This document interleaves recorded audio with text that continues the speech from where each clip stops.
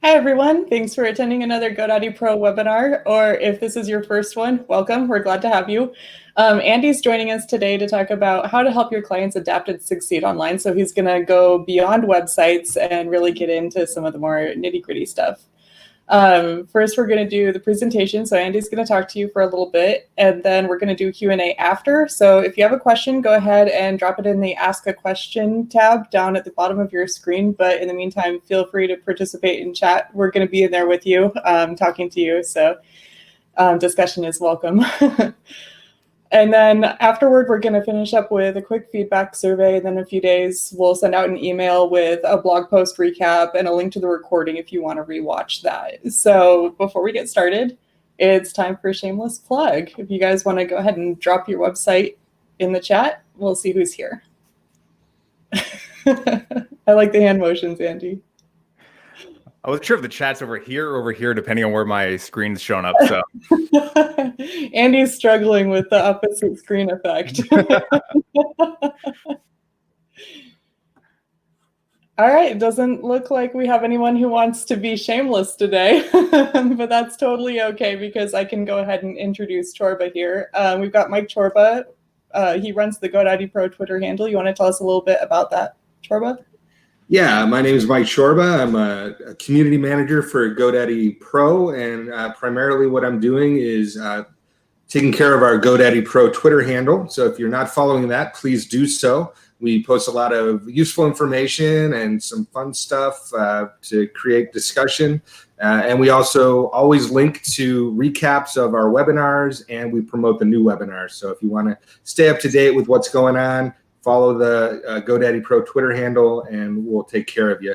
As far as this webinar goes, what I'm going to be doing is hanging out in the chat with everybody while the presentation's going on, and I'll try to drop some links in there that are useful and answer questions when I can and just be part of the discussion.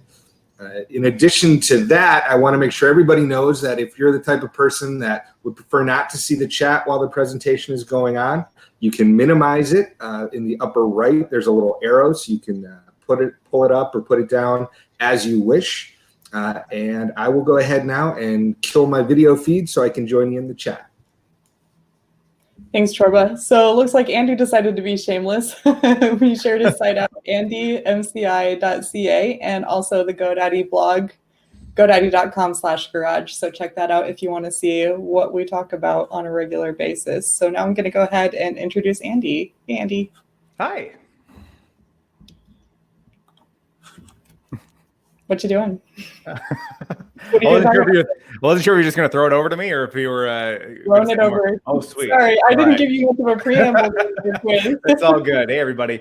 So I'm Andy McElwain. I'm the Senior Community Manager for GoDaddy Pro. And this session is not all me. It's a compilation of advice, pulling in stuff that we've seen and heard from small businesses and folks who are helping those small businesses succeed online.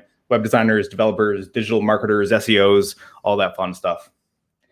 So my personal story for getting into the web started way back when I was in school, and I was working on sites as a hobby.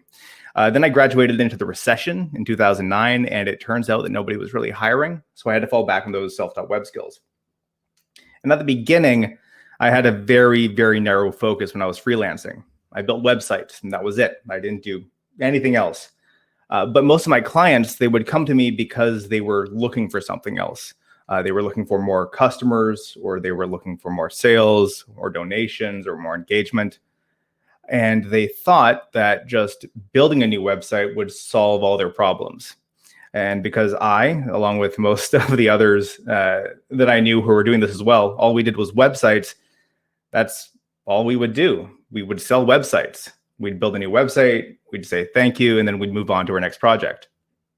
And chances are that the client wouldn't see the results that they wanted. So they would go to someone else, and once again, they would say, hey, we need a new website because that new website will solve all of our problems. And the cycle would continue. It was a cycle of despair because they would keep going to another designer thinking that a new site would solve all the problems. But what I didn't really understand until several years in is that an effective online presence is more than just a website. It's an entire experience. It covers how our clients show up online, how they get found, how they communicate, and even how they get their work done behind the scenes. So to only focus on the website is to do a disservice to ourselves and our clients.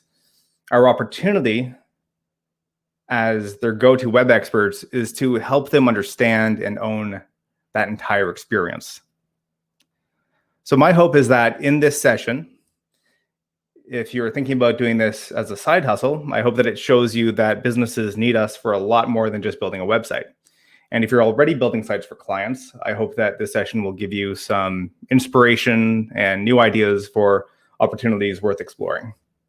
So let's jump in. So first up, content creation. So waiting on content client is a massive bottleneck. And if we do get the content on time, chances are it may not be exactly what we need. It may not have all of the pieces in the right place. So this is a chance for us to step in and provide that service by creating that content for our clients.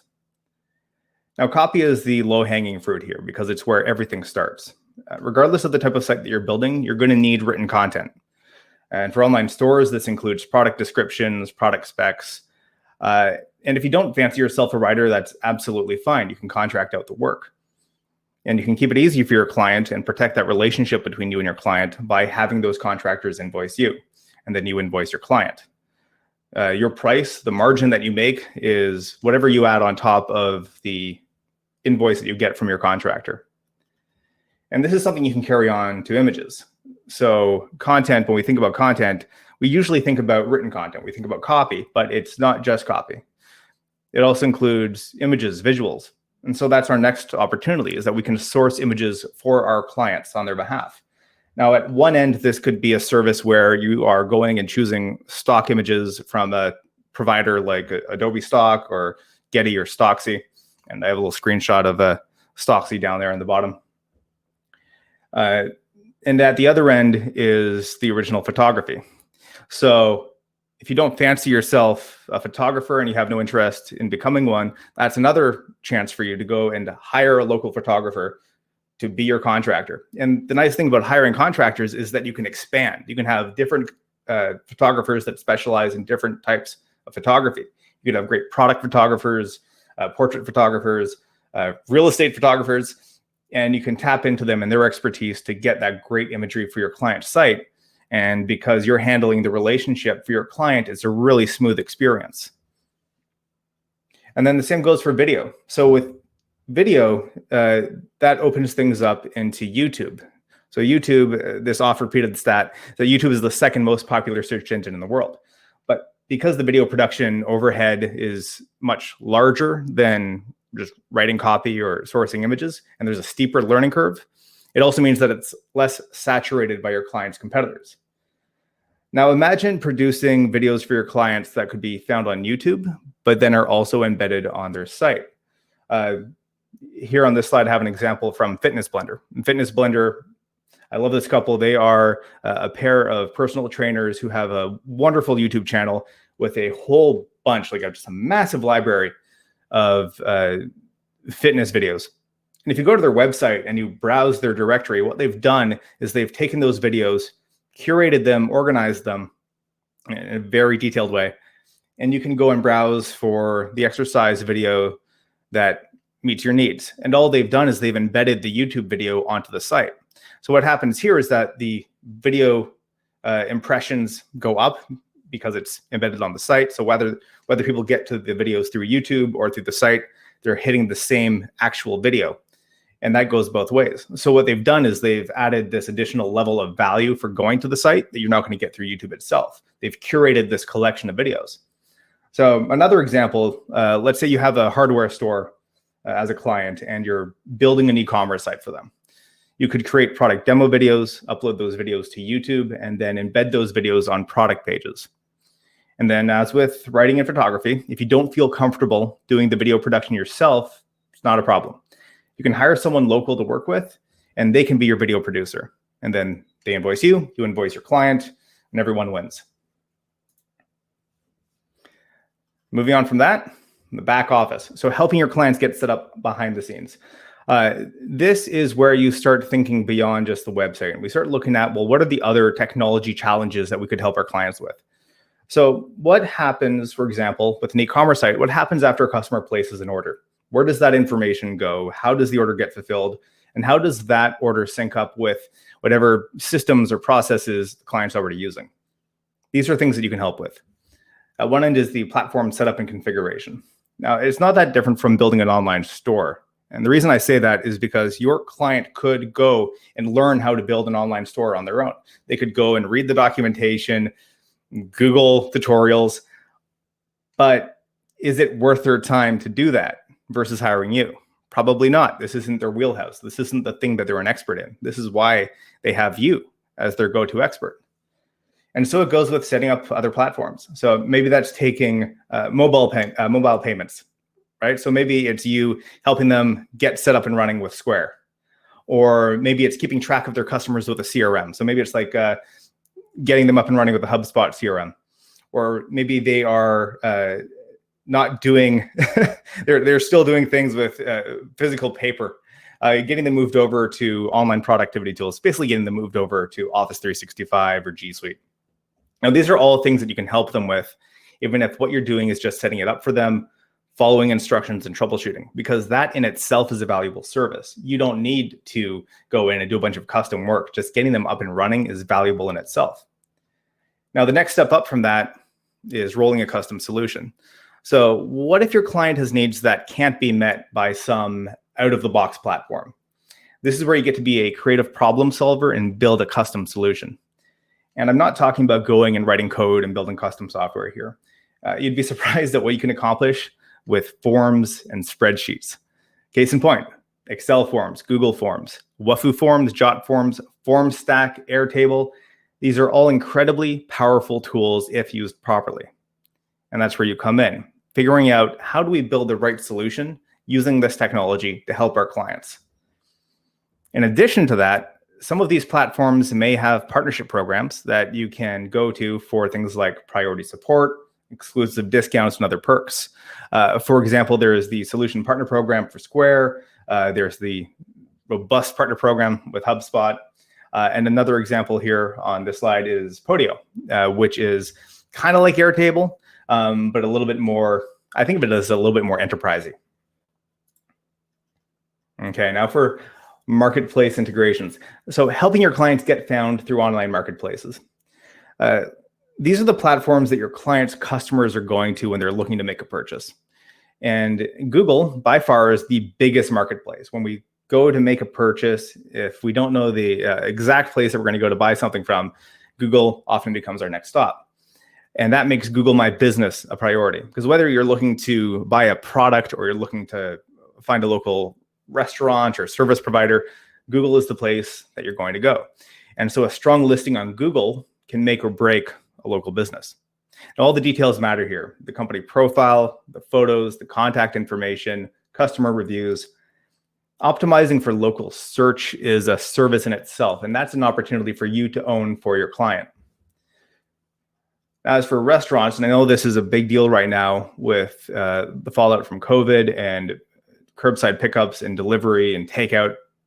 So apps like DoorDash and Uber Eats, they're just taking off right now. And they're good for helping your clients get found.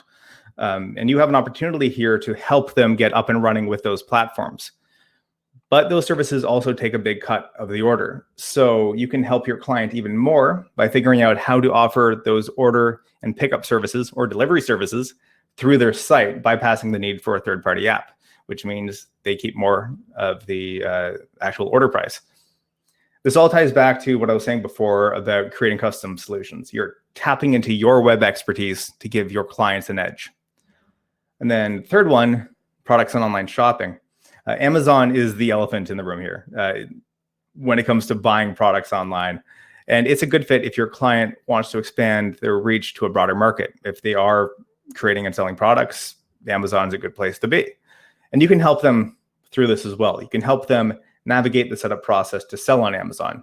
And you can do this securely by having them add you as a user to their Amazon seller account. But Amazon isn't the only option. Google recently enabled free product listings on Google Shopping. Sorry. This means that your clients don't have to pay to list their products. And as with Amazon, your client can grant you secure access by adding you as a user to their Google Merchant Center account. Now, major e-commerce platforms like Woocommerce and our own online store builder, so that's the Websites Plus Marketing online store, these have integrations with Amazon and Google Shopping, along with other marketplaces like Etsy for handmade goods and eBay for auctions, along with a whole bunch of others. And this makes it really easy for your clients to keep their e-commerce site in sync with what customers find on those marketplaces. So imagine, if you will, if someone makes a purchase on your client's storefront, so there's a WooCommerce store and they make a purchase, the details and information about the store getting pushed back out to a marketplace site. So you're connecting between the marketplace and the e-commerce store and doing that systematically rather than manually. Oh, and I wanted to mention, there's a couple of the examples here, the multi-channel extensions for WooCommerce. WooCommerce has a massive library of extensions to choose from. Some of them come from the folks at WooCommerce directly. Others come from third-party developers, basically WordPress plugins. And there are a whole bunch of marketplace integrations in there. So if you're ever interested in seeing what you can do with WooCommerce, take a look through the WooCommerce extensions store. There are a bunch of extensions to choose from. All right, now helping your clients create new services for the web. So far we've looked at how you can help your clients take what they're already doing and take it online. But there's an opportunity here for you to help them figure out how to offer something completely new and designed for the web from the start. I think services are a great fit for this, and you, as the web expert, can help make it happen. And you're doing that by bringing your tech knowledge and combining that with your client's knowledge. So one example, group sessions. So Instagram Live, Facebook Live, and YouTube Live, these are all incredibly popular platforms for streaming a wide range of content. For example, my wife follows a personal trainer who's recently taken to Instagram Live to host daily at-home group training sessions. She's not charging for access to that, but what she's doing is she's using this to bring her community together, bring her audience together, and then she is converting them to buying her merchandise or making purchases through affiliate links and things like that. You could commercialize it, though. You could sell access to group sessions. So for example, let's say you set up a digital product on WooCommerce that what the customer is buying is an invitation to, say, a Zoom call. And that Zoom call is only for people who have paid to participate. Take that to the next level of private one-on-one sessions. So if you look at what barbers and hairstylists have been doing, there's this trend of virtual haircuts being sold online and then doing them over FaceTime and Zoom. And all they're doing there is saying, I will spend exclusive time with you as you show me your head. I will guide you in giving yourself a haircut. So take that sort of creative thinking about what can we do when we have two people on separate ends of the web connected over camera. What sort of services could your clients provide by selling their time and their expertise in that way?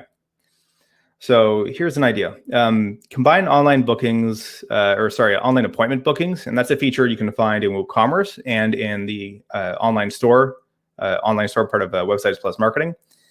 Combine that with clear instructions for both your client and your customers, and their customers, sorry. Your job is to figure out the best way for them to connect and to make it easy as possible for them to do that, including what tech to use. So you're going in there and figuring out the solution for them so they can just start going and selling and implementing this. So for example, let's say you have a client with a WooCommerce site. So if you use the WooCommerce Zapier extension, you could automatically create a new Zoom meeting for every booked appointment made through WooCommerce. Then your client can follow up and send the Zoom invitation in a personal email to their customer. Now, what about on-demand services? So it can be really hard to find a time that works for everyone, especially when you're dealing with different time zones and different regions. So why not make services available on demand? We talked a little bit about this in a previous webinar with Neely, who is in the chat, where we were looking at different tools for selling online and selling through WordPress relatively easily. And we mentioned a couple plugins like Restrict Content Pro, which allows you to sell access to content on a WordPress site, or more fully featured online learning course plugins like LearnDash. So you can work with your client to help them package up their knowledge and expertise into an evergreen course library or content library that people pay for. All right, keep on trucking. Email marketing. So the next area of opportunity for you is helping your clients use email to stay in touch with their customers. Now, the upside of email marketing versus other marketing channels is that email marketing has you reaching an audience that's already opted in. So there's already some level of qualification there. The customer may have subscribed to a newsletter, or they may have already bought something. The point is that there's already a relationship. And your opportunity here is to help your clients set up an email marketing platform, like GoDaddy Email Marketing, if they don't already have one, or using one that they've already set up and getting more value out of it. This usually goes hand in hand with getting them set up with a CRM. And some CRMs also include email marketing as a feature. So you need to have an understanding of what is it that your client already has, what do they need? Maybe it's something they can do with what they already have, or maybe you need to move them over to a different platform. That's something that you can help them with. And then once you've done that, you can start working with them to figure out what kind of emails do we need to send. So for email campaigns, I like to think of these in three broad categories. You have the one-off emails, the recurring emails, and the triggered emails.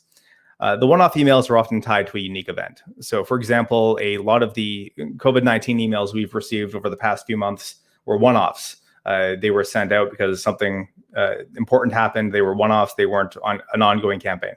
So your client might send these sorts of emails for special announcements or major sales. Now, recurring emails are sent at the same time, and that could be every day, every week, every month. And these should only go to recipients who have opted in to receive them. Newsletters, weekly deals, seasonal promotions, these are all very common recurring emails. And then triggered emails, also known as autoresponders, those are sent when certain criteria is met. So for example, let's say you have a client with an online store. You could send a triggered email to customers who put products in their cart, but they don't check out. And that's an abandoned cart email. Down at the bottom here, I have a few examples from a site that I love called reallygoodemails.com. And it's a great source of inspiration for different types of emails, organized by company and category. If you're ever stuck for inspiration, highly recommend checking them out. Drip campaigns. Now, drip campaigns or drip series or nurture series, these are kind of like triggered emails, but the difference is that they are multiple emails sent in a sequence. They send one after another, and they rely on the same autoresponder tech as a triggered email. Email courses are one very common example of a drip campaign. Somebody signs up for the course, they're sent a series, then they're sent a series of emails, one after another, stretching out over multiple days or multiple weeks. These campaigns are great because they are helping your client, build a rapport with potential customers or existing customers. So let's say you have a landscaping client. They could create an email course called 5 Days to a Better Lawn. And then in each email, there's a helpful, practical tip for lawn care, along with maybe a link to an unlisted YouTube video that shows them how to apply that tip. Then there's a call to action embedded in all of those emails and in the descriptions of all those videos that says, let us do it for you. So they're building trust, showing their expertise, sharing some knowledge, but at the same time saying, hey, this is a lot of work. If you need someone else to do it, hire us. So can you think about doing something like that for your clients, where they have really valuable knowledge that could then be used to generate leads and convert those leads into paying customers? Last but not least are the transactional emails. So the transactional emails, also known as system emails, these are the emails that you send to clients in the course, or that your clients send to customers in the course of doing business. So you can think of things like invoices, receipts, booking confirmations, system notifications, things like that. Now, most platforms like Woocommerce will have generic styling for those emails. And they're okay, they look good, but they're default, they're neutral. And chances are that template and that styling isn't consistent with your client's branding. So you have an opportunity here to go in and update those templates, customize them, adjust the styling, and adjust the messaging to fit the needs of your client's business. All right, I'm picking up off of email marketing and social media.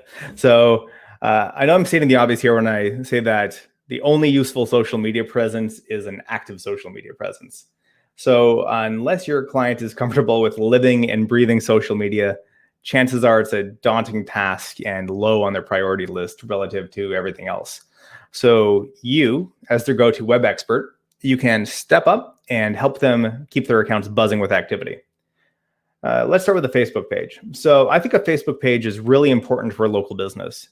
And I say that because if you look at all of the community Facebook groups where people are asking for recommendations, that's an opportunity for local businesses to jump in. So imagine tagging a local business in a group thread on Facebook, and that local business jumps into the conversation. Those little interactions add up over time. And for a local business that serves local customers, this helps them stand out, especially versus the big chain stores and bigger companies that aren't set up to have that sort of engagement. So where do you come in with something like that? You can help them by setting up their Facebook page, connecting it to their site, and then helping them develop a content plan and posting on their behalf. There's a lot of integration, especially as we get into digital marketing campaigns in a moment, where having the Facebook page set up first is really important. You want to have that set up first. You get the Facebook pixel tracking put on the site. Connecting the two is a really important part of setting them up for success on Facebook for advertising. And it's a similar situation for Instagram. So Instagram is another way for potential customers to discover and share local independent businesses. Now for Instagram, strong visuals definitely matter, but that doesn't mean that you're limited to video and photography. Text-heavy images work really well as well if they're well designed, and Instagram captions, we've noticed, have kind of become like micro blog posts. They're long-form text tied to an image. So if you don't consider yourself a designer, you could contract out that work, same way as we were talking about contracting out photography and videography before, or you could use an app to kind of give you a jump start. You could use something like Adobe Spark or Canva or Over from GoDaddy to create those images yourself and then get those onto your clients' Facebook and Instagram posts. Now, third one I have here is Pinterest. And Pinterest is interesting because it's social media, but it isn't. It's its own weird, unique thing. Personally, I think of Pinterest as a digital scrapbook. It has social features, but it's more of a search engine for inspiration and instructions. And from our research, we've seen that click-through rates for Pinterest pins, the click-through rate from the pin to the web page, are surprisingly good. And a solid chunk of the Pinterest audience is in shopping mode. So if you're able to connect the dots between Pinterest and your client's e-commerce site, there may be a solid channel of organic traffic there that you could bring in to convert from someone looking for inspiration to making a purchase. And this segues into the digital marketing campaigns. So digital marketing campaigns, in my opinion, work best if you treat them as a premium add-on to work that you're already doing. So to put that another way, you don't throw a housewarming party when everything is still packed away in boxes. You get the place looking nice first, and then you invite people over. So take your client's website, for example. The essentials should already be covered. All of the information that a potential customer needs, straight through to the follow-up emails after requesting a quote or making a purchase, all of those should already be taken care of. Then when the fundamentals have been sorted out and you have all of that stuff in place, that's when you go and start thinking about paid campaigns and landing pages and sales funnels and ads and placements. You do that after you have the fundamentals in place. If you don't, you're kind of getting ahead of yourself, and you'll probably waste money because of it. For example, the quality score of a Google ad may not be as high as it could be because you're sending traffic to your client's homepage versus a dedicated landing page. Or if you go and run Instagram ads for a profile, but that Instagram profile doesn't have any activity, it feels disconnected and kind of fake. So you want to get those fundamentals taken care of first. Now, when you're thinking about campaigns, before we get into let's run ads, you need to zoom out. You need to think about, well, what's the plan going into that campaign? And this is where you can bring some of your expertise. So every campaign, and this is just a gist of what to look at, but every campaign has an objective, it has an audience, and it has a budget. The objective could be raising awareness about your client's business. It could be driving traffic to their site, or it could be making a sale. And then the audience could be really broad, or it could be super specific and very narrow, depending on who they're trying to reach. And then the budget is how much you have to spend. So your opportunity here is to help your clients figure all of this out and then set up and manage the campaigns on their behalf. Your pricing, so what you get out of all this, it could be based on time spent, so kind of straight up times of materials. It could be a flat fee. It could be a percentage of the campaign budget, or some mix of all of those. I have friends who almost exclusively do paid campaigns for their business, and they tend to go for a mix where they might have a flat fee depending on the size of the campaign, and then there's some sort of percentage of the campaign budget that goes to their services. You kind of need to figure it out for yourself depending on the size of your clients, the type of spend that's going on. But that's just part of the fun in setting up these services. Something else that we've noticed too is that right now the cost of ads in certain areas, the cost of ads have gone down a little bit. So this may be a really good time to jump in and try running some ads if you've never done it before. So let's start with Facebook and Instagram. So getting your client set up with the Facebook page or Instagram profile first, like that's step number one. I already mentioned that. Go do it. After you've done that, there is a course site. It used to be called Facebook Blueprint. I think it's now just Facebook Business Courses. It's a great thing to go through first before you start selling the service of running ad campaigns, because it will give you a really good introduction to the platform, but you also get certification out of it. And that certification is good social proof and credentialization, which basically says, hey, we've gone through all the courses to do this right. Like we have the certification from Google or from Facebook that says we know how to do this. After you've done that and you have a good lay of the land, then go and try to run some ads for your own business. Just have like a really limited budget, so you at least have some practical experience under your belt before you go and start selling these services to your clients. Now, Google Ads, similar sort of situation. They have a very large collection of courses that you can take that will also get you certification. They recently, I'm not sure how recently, but they have a big collection of all of these different courses combined into something called the Google Skill Shop. And I have a screenshot of that here on the slide. So you can go in and you can take these certification courses to get yourself acquainted with the platforms. Then go and use yourself as a guinea pig first. Use your business as the guinea pig first, kind of get a feel for how everything works. And then go and take that to your client as a service. For Google specifically, I consider Google Analytics, Google Search Console, and Google My Business as prerequisites for any sort of local business work. And your client should have these set up first before they jump into doing Google Ads, because all of these different services connect together. Like Google Ads uses Google Analytics data, Search Console tells you how you're doing for organic, and then Google My Business kind of connects to everything. So set all of that up in advance before you start jumping into doing paid ads. Multi-channel, so multi-channel or cross-channel campaigns. I'm going to be really brief here because these might be more than you need for your clients. These are typically managed through third-party platforms, and they pull multiple channels together. So imagine like Facebook and Google and others just kind of all glom together into a single campaign.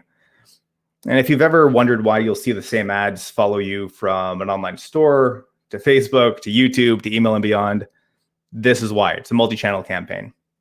So your opportunity, if you choose to take it, is to help your client work with these platforms. And we're almost done here. So one little break here, though. I want to call this out. There's a lot of stuff that I've just listed. Like these are all very different types of services that you can provide. Some of them are much more on the marketing side. Some of them are much more on the creative side. You don't have to do everything. The point here is that you can look at these different opportunities to explore that go beyond just doing the website. Find the services and find the opportunities that work for you, the things that you enjoy doing or that suit your clients, something that you're comfortable taking for the long run. And the reason I say for the long run is because you want to keep this going. It's not a one-off project. It's something that you're just gonna, it's something that you're gonna start doing and keep doing. And if you haven't noticed by now, there's that recurring theme that this approach, this mentality takes you from being someone who just builds websites to someone who helps their clients build an online presence, because that online presence is more than just the site itself. So whatever you choose to do, I want you to think about how you keep it going and how these opportunities make you more than just a contractor who's coming in to build a site or just do one thing. This makes you more of a valuable long-term partner. And by being a valuable long-term partner, that means it puts you in a greater position to advise your client on what steps to take.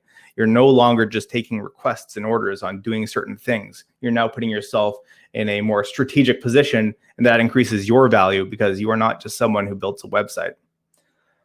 A key part of that is to sell your services on a retainer. This is going to help free yourself from that feast and famine of one project at a time, or always chasing clients and then having too much work to do. And then you find your sales leads are going down, and that endless cycle.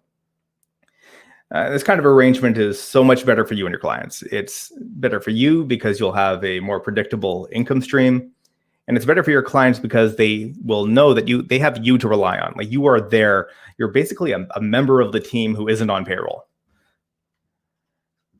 Now, you might already be doing this with something like a website care plan. And if you're not familiar with care plans, they're basically retainers for monthly support. So your client would pay you a set rate per month while you handle tasks like site updates, backups, monitoring, that sort of stuff.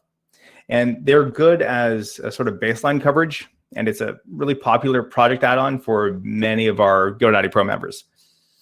But here's a slightly different take on it.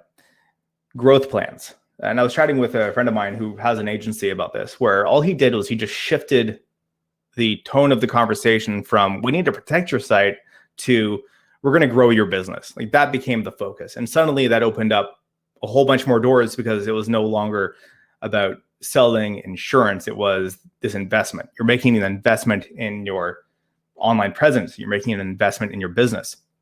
So what you can do is you can take these new services that you're looking to provide, you can package them up at different price points, and you can sell them like products. So for example, you might have a content marketing plan that includes blogging and newsletters. You might have a social media plan that includes social media setup and management. And you might have a performance marketing plan, and that includes campaign creation and management. It's completely up to you. You can mix and match these things however you want. And then, following up from that, this brings us up to the end of the presentation component of this session. It's client communications. And I really want to emphasize this, because it doesn't matter how much great work you're doing if your clients don't know about it. So if you're not already sending your clients a monthly report, start doing that immediately. And why would you want to make that like number one? Well, it's because it shows your value. It shows that you're paying attention. It shows that you're doing real work. And then it's from this report where you can start to go on to make recommendations. And then it's in those recommendations where you can start to call out opportunities for improvement, where your new services can kind of slide in to help your clients grow their business. And there's within Pro Sites, we do have white labeled reports. So if you're using Pro Sites to manage your client sites, so GoDaddy Pro Sites comes with the GoDaddy Pro program, and you have clients set up for monitoring and updates and management and all that, you can do white labeled client reports through Pro Sites. So if you're using that, it's a good starting point. And you can add your own custom stuff on top of there. So if you're looking for something you can just start doing now, especially if you have a lot of clients who are on GoDaddy Pro Sites, take those PDFs as your starting point and then add additional value on top of that. So you might want to combine that with data that you pull from Google Analytics or things that you're seeing in Search Console. Like, bring all of that together. And then on top of that data, you want to add your insights. And the reason you want to add your insights is because the raw information by itself, that raw data, will probably be too much for your clients. They don't know this world as well as you do, most likely. So for them to just see a big listing of top landing pages or bounce rate versus average time on page, like that stuff doesn't mean anything to them. So what you can do is you can add context to those stats. You can tell them what matters, and you can add your expert take on what those stats mean. And then from that, that's where the recommendations come in. What things should we do in this upcoming month to help your site hit the next level? Is there new content that we need to add? Is there some design development tweaking that we need to do? This is where you step in to provide that strategic value beyond, hey, what do you want to do to your site? Now you're starting to steer and drive the ship a little bit. So I want to take a drink for the first time in like 40 minutes. So we've covered a lot of ground in this session. There's tons of different stuff that we've hit on. And at a high level, it's this. Beyond building the website, you can go on to create content for your client's site. And that could be written content, images, video. You can help them choose and configure new tech platforms. Maybe that's something to do with moving them to Office 365. Maybe it's getting them set up with a new point of sale system. Maybe they need a CRM, but you're there to help them navigate the tech. You can help them set up with online marketplaces. You can get them onto Amazon, get them onto Google Shopping. You can virtualize their services, create brand new things for them to sell, new revenue sources for them. You can help them stay in touch with their existing customers through email marketing. And I think that one's really important right now as people shift from thinking about growth to more about retention. So how do you stay in touch with your current customers? Email marketing is one of the best ways to do that. You can help them manage their social media profiles. You can help them set up and run digital marketing campaigns. Again, we're seeing the ad costs come down a little bit. Might be some areas for exploration there. And then you can keep things going with the retainers on that subscription pricing model. A little aside there too, versus a few years ago, since there are so many subscription-based services now, the mental leap from project to project to, I'm going to pay a set amount per month for this, I feel like we're seeing a shift there where clients are coming around on it, where it might have been a harder sell before. The idea of paying a recurring fee is not as big of a pill to swallow anymore, especially with everything moving over to subscription-based pricing. And if nothing else from all of this, all these things I've listed, if nothing else, I hope this gets you thinking about new ways to expand your business. For WooCommerce specifically, I do want to give a little shout out. We have a series of WooCommerce webinars coming up over the next few weeks, hosted by the fine folks from the WooCommerce team over at Automatic. And you can RSVP for those right here on Crowdcast. We'll have links in the recap post and we'll drop it in chat. These sorts of informal community webinars, we want to keep these going every week, and we have lots of other cool stuff in the works as well. So if you want to stay on top of all of that, if you want to share your feedback, let us know what you think about these, the best way to do that, give us a shout on Twitter, at GoDaddyPro on Twitter. We're using that profile more and more. We just got started. That's the best way to get in touch with us. And that is it for me. I will pause here for questions and comments and potentially critiques from the chat.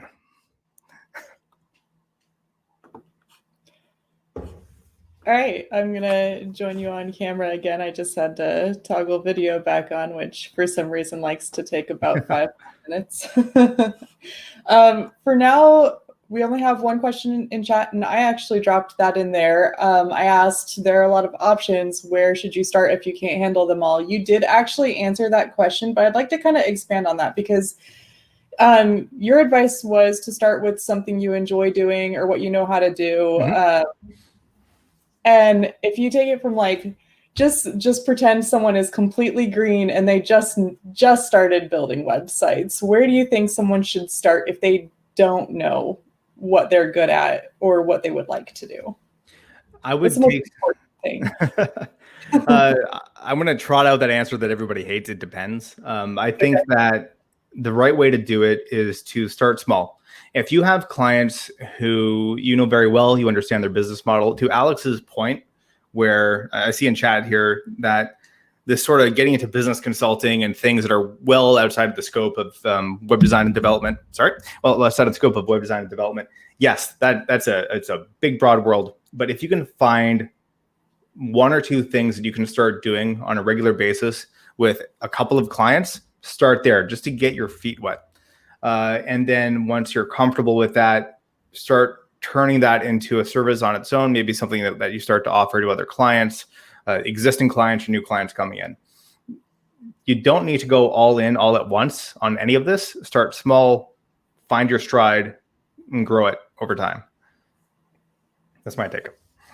Yeah, I think some of the best advice that I've ever received is to find your niche. And a lot of people find theirs by starting in that niche and then beginning to build websites for that niche. So then in that case, when people start that way, they probably have a little bit easier time consulting then as well, because they do know that business model. So I think that does work for some cases, for sure. Is anybody in the chat maybe want to answer this? What do you do for your clients? What other things aside from just building websites? Do you do any of the things that Andy mentioned? I like Carrie's suggestion. Maybe even offer free trial as you're learning yourself. That's a good.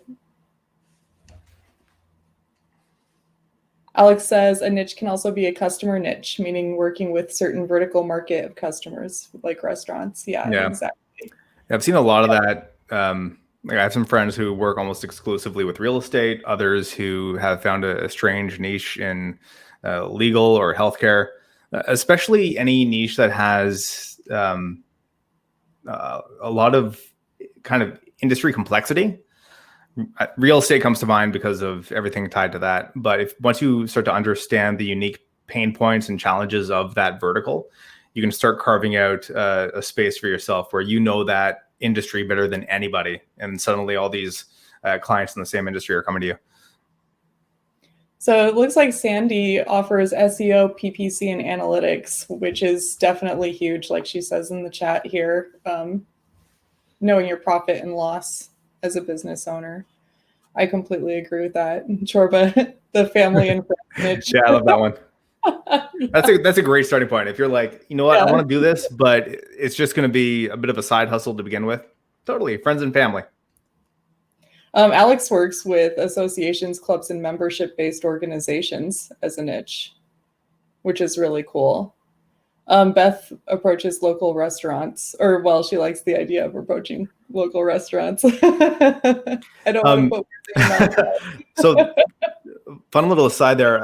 I got that one from a local Greek restaurant where I had made an order through Uber. I show up, and they mentioned that if you order directly from our website, it saves us money and it helps us as a local business. And immediately, I was like, yes, this needs to be the way it goes. Yeah, I've seen some of those posts on social media where they talk about how much Grubhub actually charges, how little money restaurants actually make off of those orders, and it was insane. Mm-hmm. And I get the value. Website can do that. Yep. And I get the value of it as a marketplace. Like, you're going to discover these new businesses because you're going through this marketplace. But once you know a business and you trust them and you're happy to just order from them directly, I think that's a nice little segue to, okay, we're just going to pick up the phone or go to their site and make the order through there. Chorba says, do you ever have trouble explaining to clients that a website, social media presence, email marketing, and reporting, etc., are not all the same thing? That's a good question. Do you have trouble differentiating those for clients at all? That's included. was that a question for me or a question for folks in the chat? That's a good question too. Chorba, was that for Andy or for the chat? Anyone and everyone. Okay. All right, everybody throw in on this one. I think it depends on the client. I think some understand like these are the different channels or areas that we do marketing in. Others might need some basic education. Yeah, Sandy says clients have a hard time understanding the lines for sure. I think we hit on that a little bit in the last webinar too, when we started to get into scope of support. where you start accidentally troubleshooting local issues. It's similar to that. Not the same thing exactly, but very similar. It's a great point, though, but like define your scope. There's a lot of things you can do, but also call out the things that you don't do and making that clear with your clients. Yeah, Beth says educating the client is critical to all of this, which you did touch on in one of your slides where you're talking about one of the things people can do is actually put out educational videos and things like that, which I thought was a really good tip and not something I normally would have thought about. Or consulting sessions. Neely says you have to remember to talk in their language and how the services help them. So I think that's a good idea too. Anybody else have any questions? Let's see if we've got any more in the Ask a Question tab. Where do you go to learn new topics or areas to pursue new business? That one's for you. So could you repeat that one? Yeah, sure. Sorry, is my microphone loud enough? I hear you. Yeah, sorry. Okay. That was on my end. Where do you go to learn new topics or areas to pursue new business? Ooh, Facebook groups. Facebook groups are a gold mine. There are a bunch of great groups, some private, some public, where folks are just asking for help, trading tips, sharing what they do. There's a lot of Slack teams as well that I'm part of. Those tend to be more invite only. But anytime you can get together with other folks who are going through the same challenges as you and you start trading notes, that's a great source of inspiration. Awesome. We still have a few minutes here. Chorba says, I found it overwhelming to talk to people about a website. Then the question about social starts coming in. But it's very true that all clients are different and some have done a lot of research before reaching out. I think sometimes, sorry if I'm looking up, my contact lenses are dry. I'm not rolling my eyes at you, I promise. Yeah, I think it can be good or it can be bad. You know, sometimes that makes them more knowledgeable and other times it makes them more dangerous. What do you think, Andy? Yes. The demeanor of the client can also have a real impact on how that goes. So if they come into it thinking that they know exactly what they need and they're just looking for someone who will do what they ask them to do, maybe that's a fit for the sort of work you want to do, or maybe that's too kind of utility based where you're just coming in as someone to do the labor. You're not coming in to provide the real value of advising on strategy or anything, versus a client who comes to you and says, this is what we're thinking of doing, but we really want your guidance and expertise. I find those clients to be much more enjoyable to work with because they're looking for help and advice, not just someone to do the work. Like someone who wants a Subway sandwich artist versus someone who wants a chef. Yeah. maybe that's not the best comparison, but that's what came to mind. It gets us down that direction. Alex also thinks Facebook groups are a great way to introduce your skills and link back to your content. Yeah. I think so too. I like Facebook quite a bit. Chorba wants to know if anyone has any experience with the Nextdoor app for advertising local clients. I haven't heard of that. Andy, have you? So I use the Nextdoor app, and it might just be because I'm up here in Canada, where it's just not as popular of an app.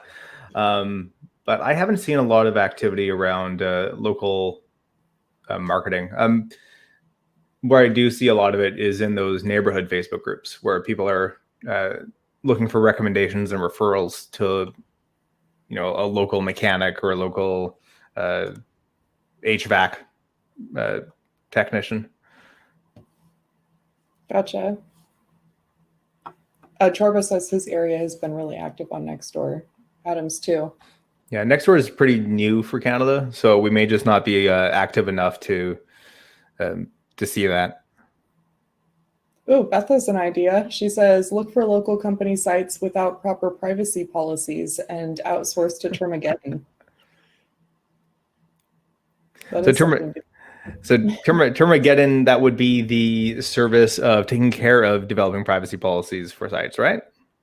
I believe so. Yeah. Keeping an eye on chat. Automatically updated. Yes. Okay.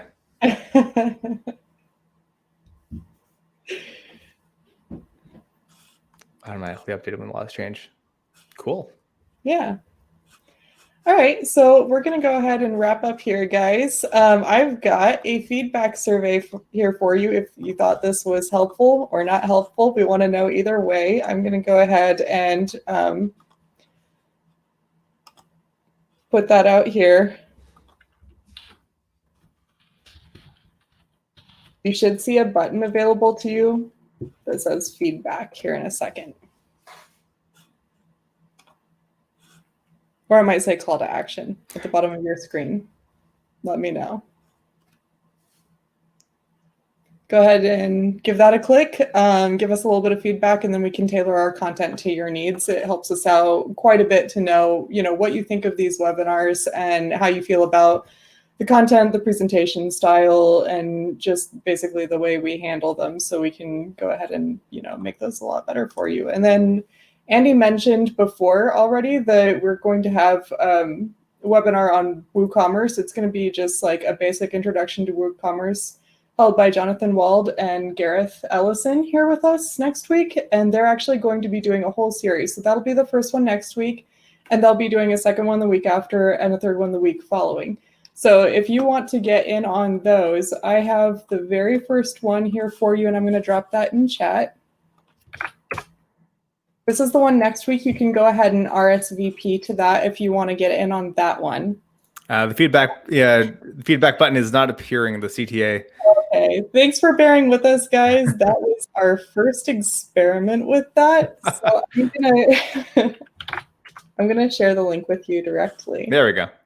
Yeah, so now you can visit that in chat. I'll go ahead and give you a few minutes to do that as well. So we've got the WooCommerce 101 webinar to RSVP to in chat, and we've got the SurveyMonkey feedback link in chat as well. Yeah, Chorba says, please tell any of your clients that may be interested in WooCommerce. That one is not just for pros, or for experts or for web designers and developers. Obviously, we do these with you guys in mind, but that can be for clients who are interested in WooCommerce as well. Any person who is building a WooCommerce site, really. So that's going to really touch on some of the basics with that. If you already know what you're doing, totally fine. Pass along to somebody else who doesn't. It could really help them out. All right, Andy, did we have anything else we wanted to mention? Just a last shout out to the GoDaddy Pro handle on Twitter. But aside from that, I think that's it. Thanks, everybody. All right, thanks for joining.